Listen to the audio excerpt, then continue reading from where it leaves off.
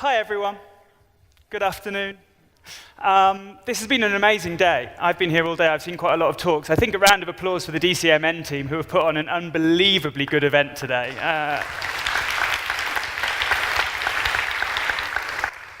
You know you're at quite a special conference when earlier on one of the speakers had to cancel quite last minute, and the guy who was emceeing the stage just jumped up and did an impromptu talk introducing blockchain, which is a pretty impressive feat. So I have so much respect for everything I've seen today. It's been absolutely brilliant. I'm here to talk about some things that maybe haven't been talked about an awful lot today. And my story begins last year, when a TV madman called Donald Trump decided to run for the US presidency. And Donald Trump decided that the line he was going to use when he ran for the US presidency was "Make America Great Again." Remember that? And quite a few people, because all the world at that time was talking about the American presidential election. And so quite a few companies decided to launch campaigns that referenced the US presidential election. And there was one tech company who decided to have a little bit of fun with that line, "Make America Great Again." And they launched a campaign that was "Make Email Great Again." And they congratulated themselves for being so clever and so witty. And they launched the campaign and they sat back waiting for the fun and the awards to roll in. And what do you think happened, Berlin? People fucking hated it, okay? They got absolutely criticized from all angles for this campaign. Now, fast forward 6 months or so, and I was on a panel with two very, very experienced data marketing guys. And the people who had run that campaign were in the audience for that panel. And they put up during the Q&A section, they put up their hand and they told the story of "Make Email Great Again." And they asked the question, what should we have done? What did we get wrong? Now, I know what a lot of you are thinking. It's a terrible joke, okay? It is indeed not a very good joke. But immediately, the two guys who worked in data marketing jumped in. They said, hey, don't worry about it. There's all these sorts of tools where you can test these kind of jokes and see if your users are likely to respond well to it. And that broke my heart, okay? I have spent 10 years working in storytelling and creativity and content, and the idea that you can't make any kind of joke without checking who you're going to offend is pretty depressing. I think, sometimes as marketeers, we forget what it's like to be a human. Take that same example and imagine if you were on a date with somebody, and before you said anything, you had to check if it might offend the person sitting opposite you. Now, the chances are you won't offend them. You'll be safe. But the chances are you won't say anything funny, or anything sexy, or anything memorable, or anything interesting. And I think that's what I want to talk about a little bit today. We've heard an amazing array of speakers talk about data, and talk about learnings, and talk about insights, and talk about analysis. And I think that gets us about 99% of the way there. Oh. This doesn't seem to be working. Button on the top. It is indeed. Make presentations great again. And I think the data and the analysis gets us about 99% of the way there. But I think there's a 1%, which is about creativity and about risk-taking. And I'm always a little bit worried that we forget about that when we come to these conferences and we talk about marketing. Because I think without that creativity and without the willingness to take a risk, I don't think we ever produce anything that's magic. I'm absolutely fascinated by magicians. If you think about what magicians do, it is absolutely extraordinary. They walk out on stage in front of a room full of strangers, and they say, you're not going to understand how I do this, but I'm going to blow your mind. If that goes wrong, it is the most embarrassing thing in the world, isn't it?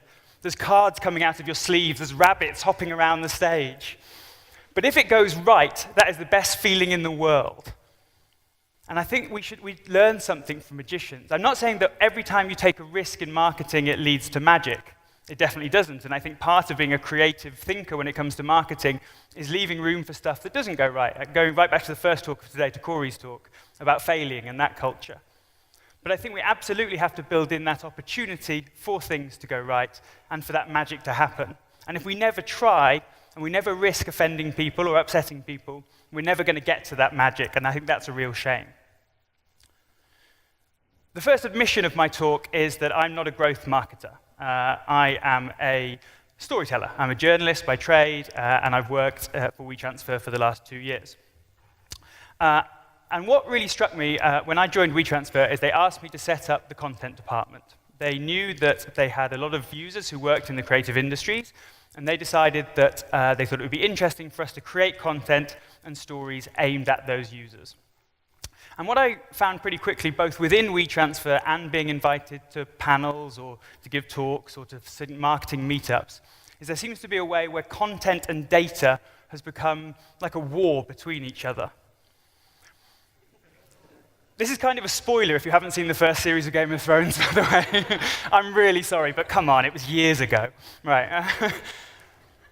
So this is how the content people see it. The content people see it that they're kind of this, pure storytellers, and that they're not appreciated by the evil data guys, and they just want to take over the world, and they've got no time for content or for stories or for anything you can't measure in a Google sheet. But then I realized, talking to people, that this is how the other guys see it. The data guys see it that they're the people with the facts. They're the people with the insights. They're the people with the analysis. And these smarmy young pretenders, these storytellers, these content people have come along, and suddenly they're getting the attention and they're getting the money. And it's really annoyed them. And I think that we have to stop thinking about this idea of creativity and innovation and inspiration as opposed to data and analysis, and start to think about them working together a little bit more. However, it does still happen. This was an article that was written in the Drum in July by a man called Andy Maslin, and this was the headline of the article. He kind of set out his stall quite early on, what he thought about brands creating content. He called it the great content marketing swindle. And he said this. He said, that's not him, by the way. No, that... I should say that. For legal reasons, that's not him. That is what happens if you Google the phrase midlife crisis on Google image search. Because what he said was that for marketing, content was like it was having a midlife crisis. And we'd gone to the showroom and we'd seen this dazzling new car. That was the analogy that Andy used. He said, it glitters in the showroom and it appears to promise release from the shackles of that period in life when the tried and tested activities, though efficient and useful, no longer excite. This is the absolute best example of content storytelling on the one hand, data and analysis on the other. This is how he ended the article. He said, let's remember that like salaries, plant, advertising, and raw materials, content costs money. It should deliver the same or leave the stage. And I want to say that we shouldn't leave the stage, because I think that if we stay on the stage and we try and do these magical things, that they're not all going to work, but every now and then we're going to create something really exciting and really interesting and really different. And it's not about saying that all the things we've heard today from the amazing people about analysis and data and learnings and insights is wrong. It's just to say that there's that extra 1%, and if we work together, we can unlock something that's really special. I should cycle back a little bit and explain what WeTransfer is, because some of you may not know. WeTransfer was founded by 2 Dutch entrepreneurs in 2009, a guy who was a blogger and a guy who worked in advertising. And basically, they wanted to come up with the simplest way to send big files between 2 people. It looks like this, if you don't know what it is. And what they wanted to do was come up with something that was so simple even their mums could use it. That was kind of the starting thing for WeTransfer. But they made 2 decisions really early on that are going to be relevant for my story. Right from the beginning, what they decided to do was to put art on the background. So they gave 1/3 of all the backgrounds that appear on WeTransfer to artists, designers, illustrators, musicians, photographers. And what that meant was that when they started, that was obviously quite a small thing. It was a small startup in Amsterdam. They didn't have that many users. And it meant essentially that they could promote the work of their friends, their family, and that kind of thing. But obviously, WeTransfer has grown since 2009, and we now reach 42 million monthly active users in 195 countries. And we still give that 30% of all of our inventory to the creative community. So we made a bet that we wanted to embed our DNA with the creative world. And that was very relevant when I came in, because what they said was that we think we've got a foothold with that community, and we want to work with them, we want to create stories that are going to engage and excite and interest them. A little bit more information about WeTransfer, though, in case you don't know what it is or you haven't really heard of it. Like I say, 42 million monthly active users now in 195 countries. How do you make money? Lots of people ask us that. It's a fair question. We have a pretty much 50-50 revenue split. So half of our money comes from our premium paid-for WeTransfer Plus service, and half of our money comes from advertisers, who is the other. 30% of the inventory goes to advertisers as well, who can buy messages and campaigns and things like that. WeTransfer was bootstrapped to 2015 when we received $25 million investment from venture capitalists. And like I say, this part of our thing, though, what hasn't changed since 2009 is we've always given away this 30% of our wallpapers to support the creative industries. So fast forward until last year, and the guys who run WeTransfer came to me. I'd met them through some other work, and they said, would you be interested in coming in and setting up a content department for WeTransfer? And I was confident, and I pretended I knew what that would mean and what that would look like, and I was just like, yeah, sure, let's go. And so what, I kind of arrived at WeTransfer in Amsterdam, and I said, okay, so what do we know? What do we have about our users? And they were like, well, not a lot. Because one of the things WeTransfer is really big on is it has a very lean data policy. We hardly collect any information about our users. So we didn't know much about our users. We knew that a lot of them worked in the creative industries, and that was about that. And so really, I didn't have any data to go on. I didn't have any analysis to go on. We had to work on instinct. So we gathered a group of people who we thought were interesting storytellers and who we thought understood the creative industries, and we set about creating a content strategy. It really does deserve those. It was a content strategy for WeTransfer. And we came up with 3 rules that we kind of broadly followed across that time. So the first thing, and this is not, none of these are like, wow, oh my God, like, amazing, but they kind of give you a sense of how we structured our content. So the first thing was that content needed to make sense. And we spent a lot of time brainstorming what that meant in a WeTransfer capacity. And this is kind of what WeTransfer believes and why we exist. We believe that being creative is a big part of what makes us human. We believe that creative expression is something that is important and is interesting and should be encouraged. We also believe that everyone has the ability to be creative. That's a really important thing, that creatives are not all hipsters with lush beards and posh coffees, okay? We think that the creative instinct can be found in anyone, anywhere. So, with that in mind, what we want to do is make the creative process as easy and as effortless for anyone who wants to take part in it. So that was the starting point. You will notice, if you're eagle-eyed, there's no stats here. There's no data. I have no graphs in my whole presentation. So any graph fans who are disappointed by that, I'm really sorry. There's going to be no graphs. There's going to be some nice more pictures, though, coming up. And what we did, we decided to say, well, what does the creative process look like? What do we think are the different sections of the creative process? And we came up with this kind of idea that on the one hand, you've got the intent, the ideas, starting to put ideas together. You move through testing, development, refining, and then eventually you're in that stage where you want to share and present ideas. And what, obviously, WeTransfer, where that sits at the moment, is in the share section. It's when you can send ideas, whether that's video files or photographs or presentations, to somebody else. So what we said with the content was, well, why doesn't the content come and sit in that intent and idea? We wanted content that was going to spark off people's creativity and give them the kind of the motivation, the push they needed to hopefully go off and create something themselves.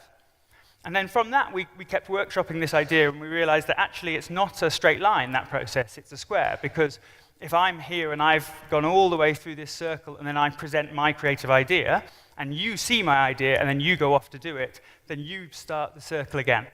And this was very neat, and it was something that we were able to use in presentations to make up for our lack of statistics and graphs. And so then we got to this idea, was that inspiration means nothing unless you do something with it. I think in creative terms, we've got to an odd stage now where inspiration has become a word that means everything and nothing. People kind of log onto their computer in the morning, get their cup of coffee, and go on an inspiration safari, jumping from sites to sites, hoping to find that thing that fires off their genius idea. And I don't think that's how the mind works, and we don't think that's how creativity works, more importantly. Yes, the intent and the idea is part of it, but it means nothing unless you go off and you use that to go and create something else.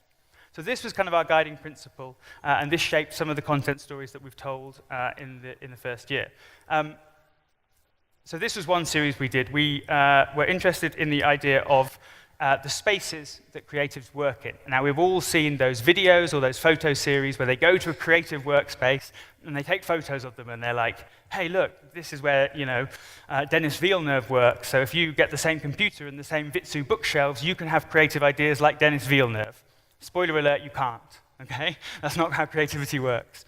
So we decided to do a series where we spoke to 5 different creatives and asked them to describe their dream workplace. And we got some absolutely mad answers back. And then we got an illustrator called Owen Gatley to illustrate them. This was a director of photography who's in New York. She wanted a gong, a giant gong at the back there. I can't remember why. And she wanted a Pomeranian run. So there was constantly be a supply of Pomeranian dogs that would run around her studio and keep her interested. This was a good one. This guy had a very kind of slightly Bond villain lair, I think this. But he wanted art that would fuck with people's heads. That was one of his things. So Owen created this for him.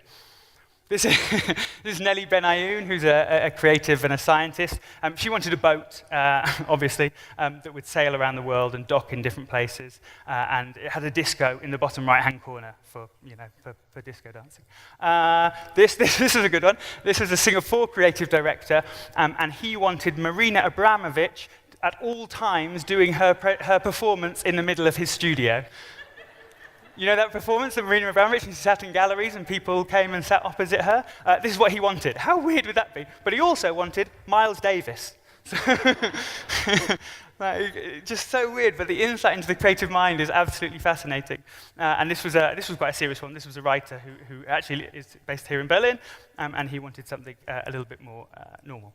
Now, I have no stats or data to show that any of this worked, okay?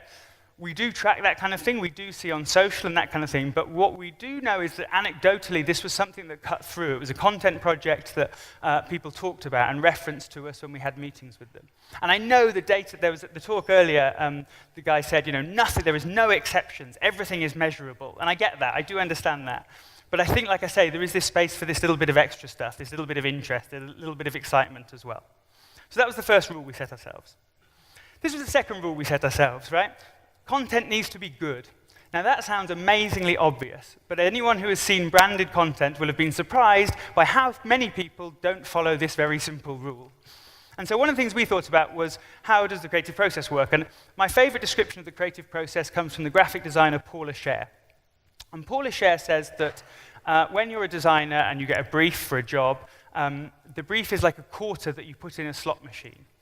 And then you pull the arm of the slot machine, and in your head is not only where you went to university, or the design books you've read, or the documentaries about creative thinking you've watched. It's also that boring cab ride you had yesterday, or the woman you saw on the underground, or the kite you saw flying as a 7-year-old when you went on holiday with your parents. All this stuff is just rolling around in your head, and you pull the arm, and what you hope is that something really amazing comes up. And so we decided this was quite an interesting starting point for creativity and for content. And so what we started doing was approaching creatives who we admired and saying, what's the other thing? Like, you're famous for doing this, but what's the other thing you do that really excites you? And lots of people gave us interesting ideas. And one of the people who gave us an idea was F.K. Twigs, the British musician. And she basically said that she was fascinated by the way that the cities see themselves and are portrayed by the media. And so what she wanted to do, when she was on tour in North America, she fell in love with Baltimore. And Baltimore is quite a difficult city. There's lots of issues in terms of racism, in terms of poverty. Lots of people only know it from The Wire, for example. It was one of the places during the Black Lives Matter protests as well. And Twig said, I want to make a documentary in Baltimore, and I don't want to do any pre-publicity. So what she did, she tweeted one night. She said, hey, tomorrow we're going to run a dance workshop in Baltimore. And she had no idea if anyone would turn up. And when she turned up at the venue the next day, 400 people were there waiting for her in the blazing heat of a Baltimore summer afternoon. And she had this amazing experience with them. They took them through kind of exercises and things, and then the next day, she chose 15 of them, and she took them on stage at her concert in Baltimore, on stage with her. And we said, that sounds amazing. We would love to tell that story with you. And so we created this.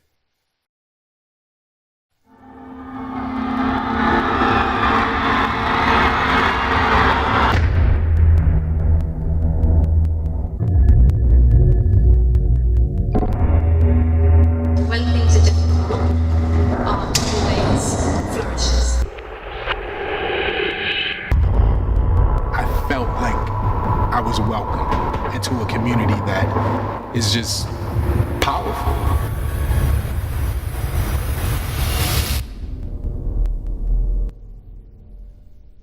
So that's the trailer for the Baltimore Dance Project documentary that we produced last year. It still gives me goosebumps when we watch that, particularly when I get a chance to watch it on a big screen, because I don't get to do that very often. It's very exciting for me.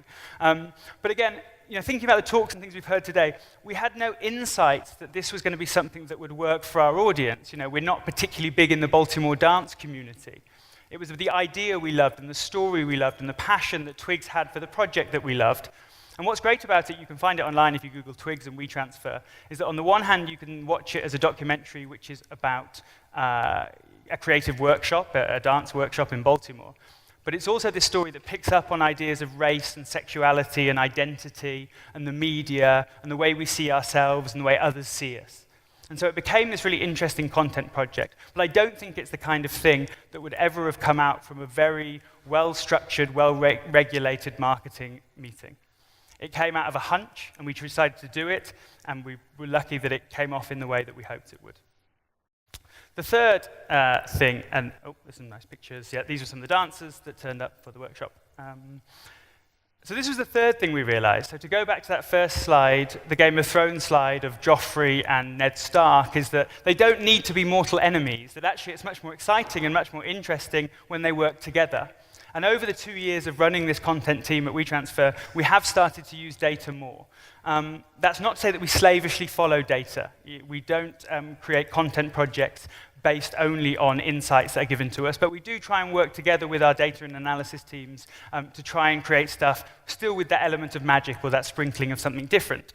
And I think a good example of this was a photographer called... So one of the insights we got was that this year, JPEG photography became the most shared file on WeTransfer, and any content we did around photography tended to really resonate with our audience. And particularly, our fastest growing market is in America, so we wanted to do some content that was aimed at the American audience. And this is this is not the photographer, this is a picture she took, a lady called Nadia Lee Cohen, and she decided, she was in a Walmart store in California, and she was really struck by this woman who was working in the Walmart store and the way the light kind of fell on her. And so she said, well, I'd like to drive around California and find people in bars or in the DMV or in Walmarts or in Blockbuster video shops, and I want to take their photographs in really stylized, glamorous ways. And so she created this set of photographs that were kind of unlike anything we'd seen before, and she worked with the people to bring out the narrative and the costume that they wanted. This guy, look at this, amazing. I don't know where he got that coat from. It doesn't matter. So she created this thing for us, and then we go and we work with our design and our creative teams to build that into be something which is an interactive experience on WeTransfer, which you can explore. And we also had audio files. We had some insights from the data team that people were spending much longer with audio than they were with video. So actually, we decided to combine the audio and the photographs in this project. So I said at the beginning, I wasn't going to go and talk about data, and that's not what I'm trying to do. But I do think it's really important to know that, like I say, it's the data and the analysis and the insight that gets us 99% of the way there. But then I think it's the creative thinking and the hunch and the idea and the spark that gets you on that 1 extra percent, which I just think is really... That was good. That was one of my designers who did that. And so, 2 years later, what have we learned and what have we achieved? And I think we have, got some statistics that tell us that people are engaging with our content, and that's good. But I think the brand factor with this unexpected and unusual and innovative content is something that's more interesting. This was a profile that was written about WeTransfer earlier this year, and the journalist wrote that file transferring is not an especially sexy sector. And I think I have to admit that that's true. But, and yet, somehow, WeTransfer is cool. And when I'm in the internal meetings with people who have amazing data to back up their insights, and I have almost no data, this is the kind of thing I have to bring to the table. I have to say that I'm not sure this is measurable. I'm not sure you're going to see this on certain stuff. But I do think this is important, and I do think it's resonating, and I do think we should keep doing it. So that's how this idea of creativity and inspiration, I think, has informed an ongoing content plan that we've had. But I wanted to finish off talking about one example that happened in June this year on a specific project that we worked on. And you might remember that SoundCloud made the announcement that they were going to lay off 170 people from their offices because they were restructuring. And what happens, most of you probably know that what happens in those circumstances is that spreadsheets go round to lots of big tech companies saying, here are the 170 people, and you can email them and say, offer them a job, and that would be really good. And two of my colleagues were in Los Angeles, and they were talking about this, and they said, well, you know, SoundCloud was such an, it still is, but you know, when it started particularly was this innovative, exciting company that was going to change the way we relate to music, and that sounded really exciting. And so my boss, the CMO, said, well, why don't we write to all of those 170 people and ask them not to get a job, and ask them instead to offer them, almost no strings attached, $10,000 to take a couple of months and think about an idea for something new, for something that encompassed that spirit of SoundCloud. So we sent it over. We had some discussions within the marketing team. We talked about the potential risks, of which there were many. Did it look like a really lazy publicity stunt? Did it look like we were dancing on the grave of a company that we really liked and admired and that kind of thing? And eventually we decided that we wanted to have a go. We wanted to try and do it. And we sent it to the CEO for approval. And we said, do you mind if we do this thing where we're going to write to 170 people from SoundCloud? And he said, no, I don't mind. I think it's quite an interesting idea. Just send me the stats that you're basing this on. And we had a choice, Berlin. We had a choice, which is, do we lie to the CEO of our company and make up some stats that we didn't have? Or did we try and get him to take a chance, to say, we don't have any data. You know, this is the make email great again. We just think this might be an interesting idea. And we decided not to lie because we're honest. And we said, look, we don't have any. We've got no sense that this will work, but we think it's worth trying. And we did it. And what happened was amazing, was that we got a huge amount of press coverage in lots of different places. We got some fantastic requests from old SoundCloud employees with ideas of projects that they wanted to launch that we could help them with. So we were very smug about that. But then obviously the real kicker to it was that a few weeks later, we looked at the usage data for WeTransfer about how many files were sent around the period that this ran in the summer of this year. And it was up. It was massively up from what we would usually expect at that time of year. And so that was really exciting. That was something that we didn't plan. I would be lying if we said, well, we're going to do this project, and we expect a 17.5% increase in files transferred. We had no idea. But yet it led to something that did have data and did have analysis. So I suppose if I leave you on anything today, it's to remember the magicians.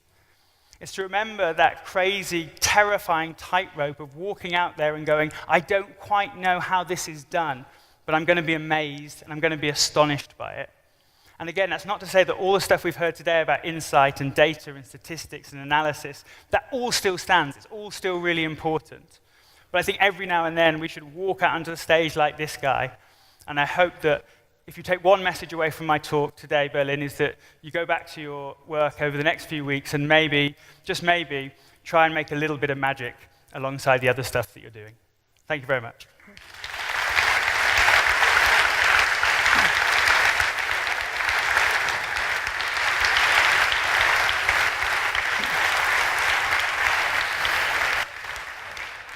Wow, Rob, thank you so much for that awesome closing keynote.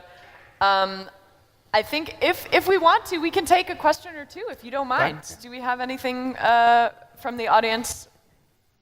Rare opportunity to ask a closing keynote a question. We do have one in the back. Do we still have a mic runner? Yeah, I'm over here. Thank you very much for this very inspiring talk, and it's definitely going to get me to actually take some action. I wanted to ask a question about failure in this case, because of course this is a lot of magic, and without the data, data kind of gives us some secure safety net, maybe that we're not going to fail that bad because we have all this nice insight. Do you have any experience with that, and how did you deal with that? in the past at WeTransfer? Again, I think it goes back to Corey's talk at the beginning. We definitely do have some experience of that. I tend not to put it in my keynotes. Maybe I should. But I think it's about being honest about what fails. It's about learning our lessons and making sure that we don't repeat that. But I'll tell you, I think a really important thing is having the confidence to kill an idea before you launch it. It's interesting when you hear, I remember hearing an interview with the guy. Did anyone listen to S-Town, the podcast that the guys who did Serial did earlier this year? It was like this crazy, most successful podcast ever. It has like 10 million downloads. And someone asked him, why are the Americans the best at making podcasts? And he said, well, because for every one you see, there's 5 you don't see. And even though we might have spent time and effort and money developing it, if it's not quite right and it's not coming together, we'll kill it. We won't do that. So I think that's the thing. It's almost pre-failing, to coin a completely ridiculous phrase. I think it's about being really honest with yourself that if something isn't working, that we pull away from it. We have one all the way in the back left.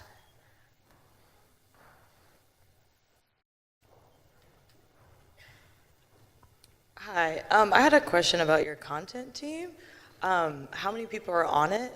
Is it like videographers, photographers, a graphic designer, and what kind of output do you actually make? So at the moment, I think we have about 4 people working full-time on content, but they all tend to be commissioners. For the actual skills, we tend to freelance that out, whether that's photography, illustration, or videography. We choose people to work with. So the people that we have, I think, are people who understand the kind of cultural zeitgeist and are able to pick stories or projects to support that feel relevant and feel like they matter, rather than just doing content for the sake of it. We produce quite a lot of content. I think we produce between 3 and 4 bigger pieces a month, and then a whole load of smaller pieces during that time, like smaller written pieces. I think the really important thing for a content team, particularly in a brand environment, is consistency. I think there's something really, really weird if a brand says they're going to do content and then, for a week they do like 6 pieces and then they don't do anything for 8 months and then they do another 3. And I think it just really confuses the user. I think the really important thing for a brand doing content is to set out a very clear parameters to say this is what you can expect from us in terms of content, and to make sure you try and stick to that. I think we'd have time for one last question if we had one. How big was the rise in file transfers after the SoundCloud campaign? It was double digits in terms of percentage. That's it. I struggle to see the connection between, as great as the idea was, this campaign, and the urge to send the file to someone else. So. Well, I think that's a really good point, and that's one of the things that the content team has struggled with in the past. We can't force people to have a big file to send. As much as we try, there's nothing we can do. If you haven't got a massive photo set to send, you haven't got one, that's fine.